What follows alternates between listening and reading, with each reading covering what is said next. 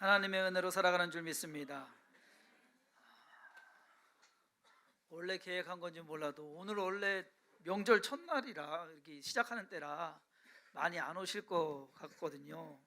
그래서 찬양대도 많이 안 오실 것 같은데 곡은 아주 엄청난 곡을 기가 막히게 아주 잘 불러주셨습니다. 하나님의 은혜로 우리가 살아가는 것을 깨닫고 또 그 안에서 감사하고 찬양을 통해서 다시 한번 또 큰 은혜 느끼는 귀한 시간 돼서 감사를 드립니다. 명절 시작이에요? 어디 안 가셨어요? 저는 좀 어디 좀 가실 줄 알았는데 2%가 부족할 때라는 음료수가 있습니다. 음료수 이름이 롯데칠성에서 나온 건데 1997년 99년 7월에 출시가 됐다고 합니다. 물처럼 투명한 색깔이기는 하지만 마시고 보면 맛은 좀 있는, 그러니까 무언가 물은 마시기에는 좀 밋밋하고, 그렇다고 해서 음료수를 마시게 되면은 이제 너무 이제 강하니까 그거는 또 싫고, 그래서 나온 것이 2%가 부족할 때, 공식 이름은 이제 2%가 부족할 때, 우리는 그냥 2% 그래요. 실제로 그 음료에 첨가된 과즙도 2%라고 합니다.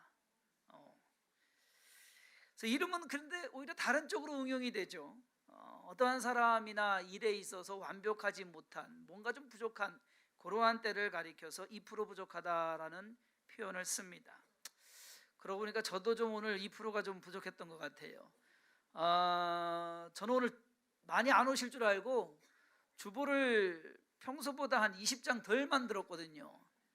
근데 지금 뒤에서 난리가 났어요. 주보 모자라다고. 그래서 저희 저기 하신 분은 보고서 놓고 가시면 12시 예배에 다시 사용하도록 하겠습니다. 여러분, 그래도 2%가 부족하면 그나마 다행이에요. 왜? 98%는 괜찮은 거 아닙니까?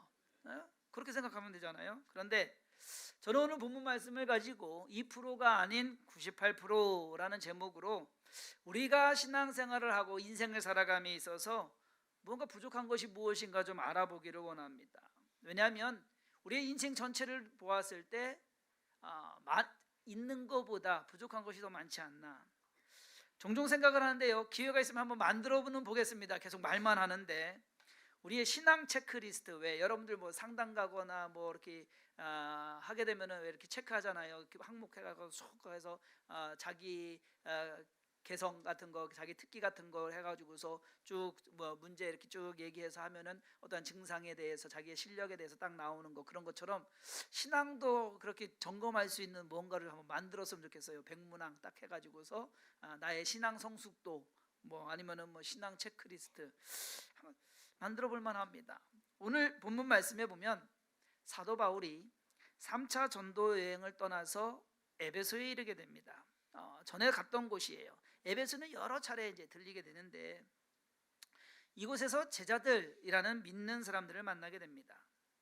그들이 예수 그리스도를 믿는 사람들이었는지 아니면 요한의 세례까지만 알고서 무언가 자신의 죄를 회개하고 뭔가 올바로 살려고 노력하는 사람이었는지 문맥상으로 보았을 때는 이 사람들을 제자들이라고 부릅니다. 제자들이라고 성경에서 사도행전에서 말하면 거의 이제 그리스도인들을 말하고 있는데 막 믿기 시작한 사람들인가? 아니면 또 다른 의미에서 생각해 볼 수 있는 것은 뭐냐면요, 이 사람들이 믿기는 하는데 그 신앙이 어떠한 상태에서 딱 정체되어 있는, 더 이상 자라지 않는 그러한 기회도 없었고 아니면 그러한 마음도 없었고, 그래서 복음을 들어서 믿기는 하지만은 이제 시작한, 그리고 조금씩 예수님에 대해서 알아가는, 복음에 대해서 듣게 되는, 그리고 구원에 대해서 확신되어 가는 그러한 사람들이었을까? 그래서 오늘 말씀에서 사도 바울은 이 사람들에 대해서 이야기를 하다가 뭔가 부족한 것을 알게 됩니다.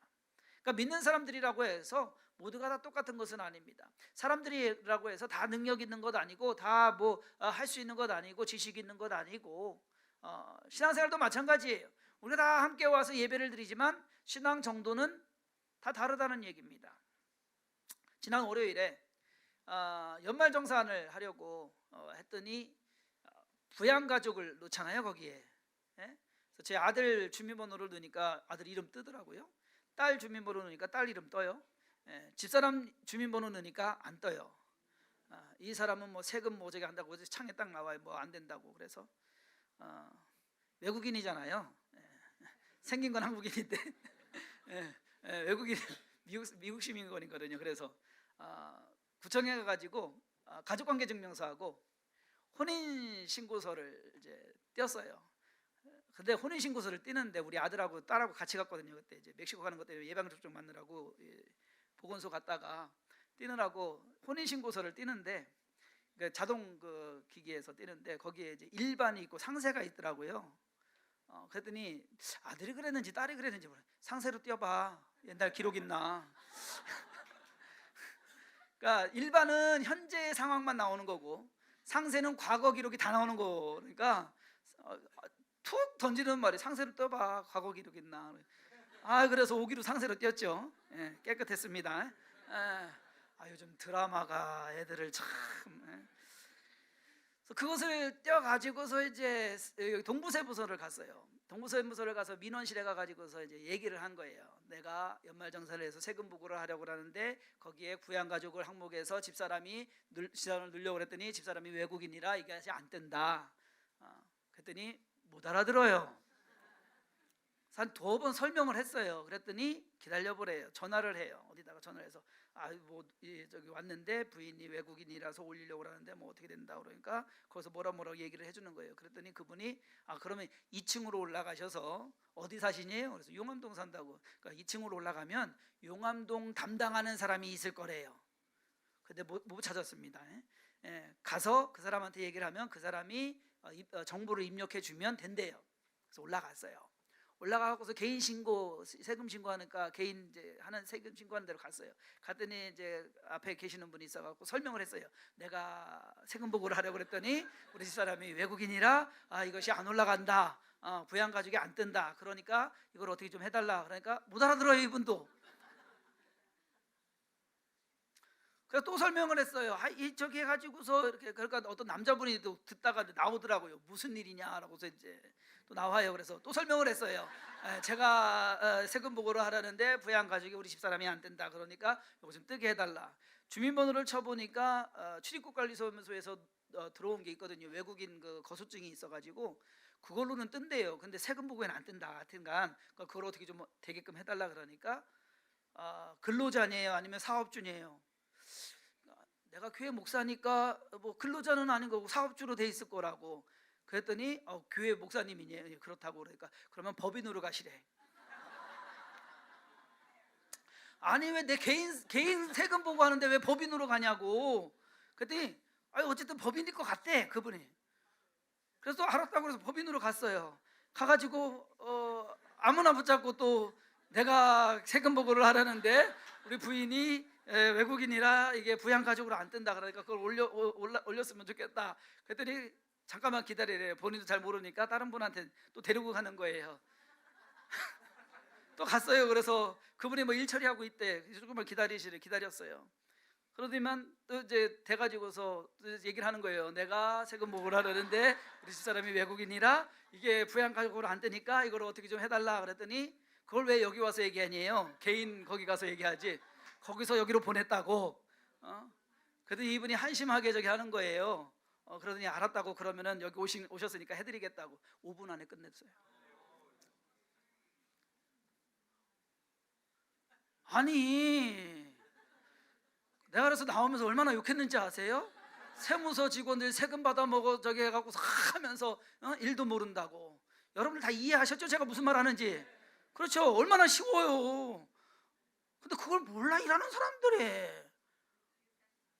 결국 개인 거기에서 해야 되는 거 법인에서 해줬어요. 그래서 거기서 확인까지 핸드폰에 그 국세청 그 앱까지 딱 깔아갖고서 거기서 확인까지 시켜주더라고. 아주 일 진짜 깔끔하게 하시더만요. 여러분들 앞으로 저기 동부세무서 가면 거기 법인으로 찾아가세요. 민원실 가지 마시고 법인으로 가시면 됩니다. 뭔가 하더라도 다르단 얘기예요.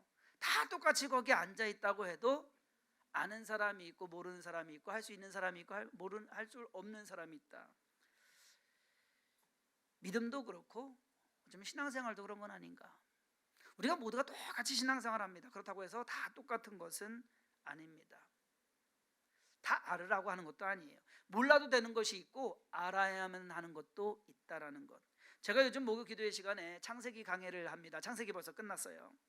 지난주에 이제 2시간 만에 창세기를 끝냈는데, 창세기는 크게 두 부분으로 나눕니다. 창세기 1장부터 11장, 그리고 12장부터 50장 둘로 크게 나누면 그렇게 되는데, 자, 여러분 창세기 1장에 뭐가 나와요? 하나님이 천지를 창조하시니라. 며칠 동안? 6일 동안 창조하십니다. 자, 셋째 날 뭐 만드셨어요? 셋째 날 뭐 만드셨는지 몰라도 돼요.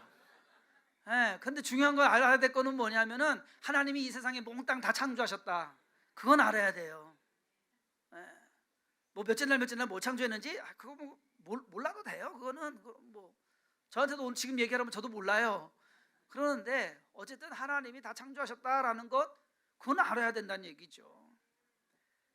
다 알 수는 없습니다. 그러나 꼭 알아야 하는 것은 있다라는 것. 사도 바울이 에베소에서 만난 제자들에게 그들과 이야기하면서 그들이 믿음이 있는 것을 압니다. 복음을 들어가지고서 뭔가 신앙생활을 해나가려는 것도 압니다. 그 마음 자세도. 그런데 그 사람들이 아는 것은 세례 요한의 세례까지였습니다. 어느 정도 알긴 하지만 아직 부족했다라는 것. 그러자 사도 바울이 이야기를 나누다가 그들의 신앙을 이렇게 쭉 얘기를 들으면서 점검을 합니다. 무언가 부족하다는 걸 알고 한 질문 하나를 툭 던져버립니다. 너희가 믿을 때에 성령을 받았느냐? 이것이 핵심이었습니다. 성령 받았어요? 그 사람들이 말합니다. 아니라 우리는 성령이 계심도 듣지 못하였다. 성령 자체를 모른다는 얘기예요. 신앙생활 시작했는데 성령에 대해서 아예 알지를 못하는 사람들. 사도 바울은 그들에게 성령에 대해서, 그리고 예수님에 대해서 좀 더 자세히 이야기하고 그들에게 세례를, 예수의 이름으로 세례를 먼저 베풀고 그 다음에 안수하고 기도하니까 성령이 임하게 됩니다. 에베소의 제자들에게 없는, 그들이 알지 못하고 경험하지 못한 성령 세례였는데, 문제는 그 성령 세례가 모든 믿는 자들에게 있어서의 부족한 2%가 아니라 필요한 98%다라는 겁니다. 우리는 생각하기를 그 성령이 2% 정도 되겠다라고 생각을 하겠지만 아니에요. 그들에게 부족했던 그 성령 세례, 성령의 임하심, 성령의 인도하심은 그들의 인생에 있어서 부족한 2%가 아니라 필요한 98%였다라는 것. 성령 세례가 우리의 구원이나 신앙생활에 있어서의 차지하는 부분은 우리가 생각하는 것보다 큽니다. 왜냐하면 성령 세례로 인하여서 우리에게 구원의 확신을 줄 뿐만 아니라 하나님을 알게 하고 예수님을 따라갈 수 있는, 제자의 삶을 살 수 있는 그러한 능력을 더하시기 때문에 그 결과로 인해서 우리가 온전한 성도의 삶을 살아갈 수 있게끔 만들어 주시기 때문에 성령 세례, 성령의 임하심이 우리의 삶 속에서는 98%다라는 것입니다. 에베소의 제자들, 그 제자들의 신앙 상태는요, 예수님의 제자들에 비하면 한참 못한 거죠. 왜냐하면 예수님 제자를 한번 생각을 해보세요. 3년 반 동안 예수님 따라다녔습니다. 따라다니면서 기적을 봤습니다. 봤을 뿐만 아니라 그들 또한 기적을 행했습니다. 모든 것, 그 수많은 것. 여러분 요즘 치면은요, 개인과에 엄청, 신학생들이 얘기해요. 이 세상에서 가장 훌륭한 신학교는 어디였다? 예수님과 함께 했던 제자들, 그들의 신학교였다. 요즘 표현으로 하면은요, 이 12제자들은요 가장 훌륭한 코디를 두었습니다. 그렇죠? 그보다 더 좋은 건 없어요. 그러면 실력이 좋아야 될 거 아니에요. 그러면 다 잘 알아서 해야 될 거 아니에요. 아니잖아요. 예수님이 잡혔을 때 다 도망갔어요. 예수님이 돌아가셨을 때 다 숨어 있었어요. 할 수 있는 건 아무것도 없었어요. 무능했습니다. 그 상태가 지금 에베소 제자들이 갖고 있는 상태와 별반 다른 거. 오히려 예수님의 제자들이 훨씬 낫다라는 겁니다. 예수님의 제자들이 언제 바뀌었습니까? 언제 98%가 채워졌습니까? 성령 세례 받고 난 후에. 그렇기 때문에 사도 바울은 에베소의 제자들에게 꼭 필요한 성령을 알게 하는 겁니다. 에베소의 제자들에게 있어서의 성령 세례는 그들에게 부족한 2%를 채우는 것이 아니라 2%밖에 안 되는 그들의 신앙과 믿음의 98%를 채우는 것이 됩니다. 성령의 충만함을 받고 성령의 이끌림을 받아서 사는 것, 그것이 저와 여러분들의 삶이어야 되는 것을 믿으시기를 바랍니다. 우리 또한 그렇다는 얘기예요. 우리 또한 98%가 우리가 있는 것이 아니라 2%밖에 어쩌면 없을 수 있다. 이것을 어떻게 비유할까 생각하다가 이 생각이 들었습니다. 밥 해보셨어요? 오늘 저기 하시면 밥 여태까지 한 번도 안 해보신 분은 집에 가셔서 한번 밥을 한번 해보세요. 쌀을 씻어야 됩니다. 쌀을 요즘은 뭐 그렇게 많이 저기 해서 뭐 옛날에는 돌걸로까지 했는데 요즘은 그러지 않아도 돼요. 쌀만 잘 몇 번 씻으면 돼요. 씻고서 물을 붓습니다. 물을 불 때 어디까지? 여기까지. 착 부으면 돼요. 딱 돼서 여기까지.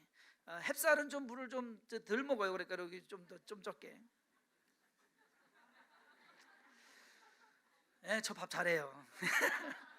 근데 밥을 지어서 그렇게 해서 물을 씻어가지고 물 넣고서 딱 안 쳤어요. 안 쳤다고 그러죠. 안 쳤어요. 그럼 가만히 놔두면 밥 됩니까? 그거 밥 되려면 어떻게 얼마나 걸려요? 뭐 해야 돼요? 누구 요즘 신세대는 눌러야 돼요. 버튼 누르면 돼요. 근데 원래는 뭐냐? 불을 떼야 돼요. 불을 지펴야 돼요. 물이 끓어야 돼요. 쌀이 익어야 돼요. 불을 지피는 것이 성령의 능력으로 우리의 삶이 변화되는 것. 우리가 믿는 순간에 우리가 죄사함 받고 예수님 믿고 신앙생활하려고 하는 그 순간은 어쩌면 이제 쌀을 씻어 가지고서 딱 놓은 상태다라는 거예요. 그것이 변하기 위해서는 불이 떼어져야 되는데 그 불은 성령의 불이다라는 것. 그 불로 우리가 변화되어야 된다. 그렇지 않으면 여러분 우리가 온전한 성도의 삶을 살아갈 수가 없고 하나님의 자녀로서 이 땅에서 일을 이루어갈 수가 없다라는 것입니다. 불로 인해 물이 끓고 쌀이 물에 배어 들어가서 익어가는 과정, 그것이 바로 우리가 성령으로 인하여서 우리가 변화되고 하나님의 일을 이루어가는 인생과 같다는 것, 그것을 믿으시기를 바랍니다. 오늘 우리는 한 가지만큼은 스스로 좀 점검해 봐야 돼요. 나는 성령 세례를 받았는가? 나는 성령 충만한 삶을 살아가고 있는가? 성령 세례 받았냐 하면은요, 많은 사람들이 들고 뛰는 것만 생각을 해요. 랄랄랄랄 방언만 하는 것만 생각을 해요. 뭐 방언해서 방언을 체험하면 그래도 그게 제일 알기 쉬운 방법입니다. 그러나 그렇지 않아도 내가 내 삶 속에서 믿음 생활해 나가면서 성령의 열매가 맺어지면 그것이면 내가 성령 세례를 받은 거다. 성령의 인도하심을 받아 살아가는 것이다. 오늘 본문 말씀에서 사도 바울이 말씀을 전하고 에베소의 제자들에게 안수하였더니 그들이 방언도 하고 예언도 했다고 성경은 기록하고 있습니다. 이 자리에 계신 모든 성도님들이 그러한 체험하게 되기를 간절히 소망합니다. 그리고 그 체험은 한 번으로 끝나는 것이 아니라 계속해서 우리가 하나님 나라 갈 때까지 계속해서 이어져 가야 된다. 성령 세례를 받음으로 우리가 변화되고 하나님을 체험하는 것이 우리의 신앙생활에 엄청난 차이와 도움을 주는 것을 우리는 알아야 됩니다. 성령님의 이끌림을 받아야 살아가는 삶이 바로 물이 끓고 쌀이 익어가는 그러한 삶이다. 2%밖에 되지 않았던 성도가 나머지 98%를 채워가는 과정이다라는 겁니다. 우리가 무엇보다도 간절히 사모하고 기도해야 되는 것, 많은 일들이 있습니다. 하나님, 이 문제도 있고 저 문제도 있고 나도 이것 필요하고 저것 필요하고. 그러나 우리가 올바른 신앙생활을 하기 위해서는 성령의 인도하심을 따라서 내가 그 하나님의 뜻을 깨닫고 하나님의 능력을 가지고 살아가야 된다. 성령 충만한 삶은 비단 능력을 행하고 어떤 은사를 행하고 그런 것만을 나타내는 것은 아닙니다.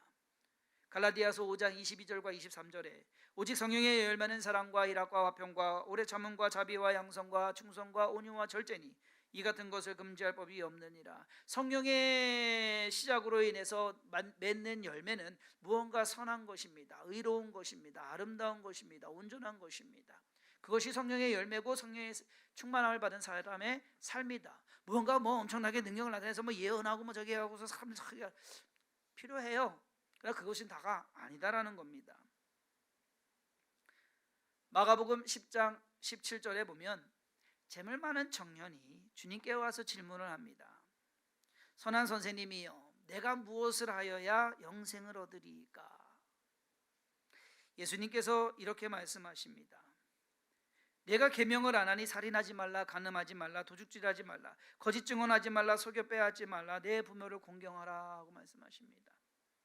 그러자 그가 선생님이여, 이것은 내가 어려서부터 다 지켰나이다.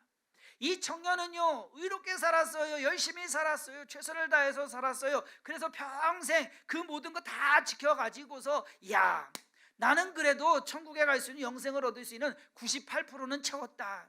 근데 이 뭔가 좀 부족하다 이거예요. 2%가 부족해서 예수님께 와가지고 예수님 어떻게 하여 영생을 얻겠습니까? 나머지 좀 2% 좀 채우고 싶습니다 라고 말하는 거예요. 그런데 예수님께서 말씀하십니다.